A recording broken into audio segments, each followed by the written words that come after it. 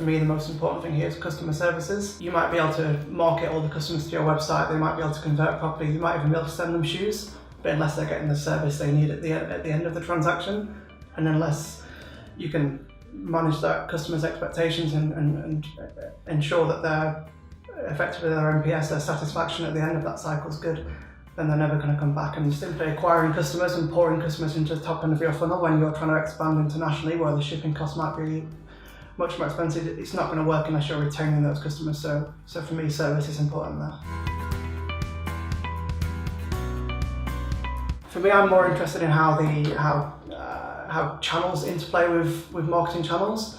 I think as the mid-market disappears, as more and more brands go direct to consumer, I think there's a new opportunity for Amazon in the marketplace.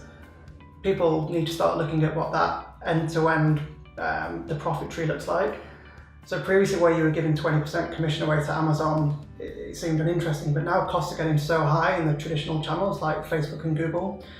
It's interesting to understand how you can grow your business with a much smaller CPA, typically in Amazon, and effectively just look at what that total profitability looks like by sale, by channel, mixing in that marketing fee. So yeah, AMS is interesting, and it has a long way to go, but they've made some good leaps forward recently.